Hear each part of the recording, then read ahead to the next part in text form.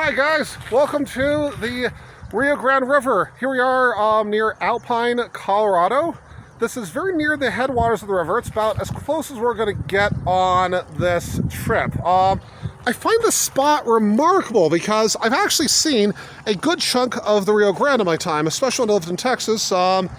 If you're going to Mexico, you probably cross the Rio Grande to get there. And there were a lot of interesting things right along that border area, unique habitats, unique settings. Here you can see we have quite a bit of birds' nests on this bridge, and there's quite a bit of birds. You can see there's also quite a bit of bugs. I'm sure some of those birds in those little mud nests below the bridge are gobbling up some of those insects in the air.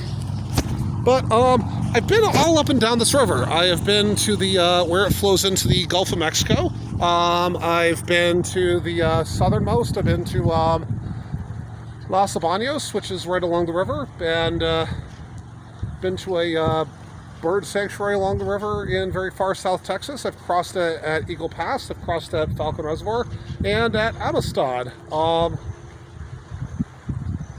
And certainly seen it in places like Las Cruces, Albuquerque, and Santa Fe. And Big Bend National Park. So in contrast to the Mississippi, which we were discussing, the Rio Grande doesn't really get noticeably wider as you go downstream, despite being joined by multiple tributaries. You have the North Fork joining it just about 20-30 miles down the course here. You have several other rivers joining it throughout its basin, but and of course the addition of rainfall. The reason for this can actually be explained by if we walk up a little bit. So you have a lot more of on this river basin than you have per unit flow on something like the Mississippi, and that is irrigation. All around us is also quite a bit of agricultural land. This is actually just the beginning of it. Here in the San Luis Valley, we are sort of kind of on the edge of the lands that inspired the Milagro Beanfield War story. As you have alfalfa subsistence farming, we actually got to watch a herd of cattle get marched across the roadway a few miles back here. And so all up and down this valley, all up and down from here all the way to where it flows into the Gulf of Mexico, there are diversion ditches, and I'm just trying to get you to one of these to give you a sense of the scale.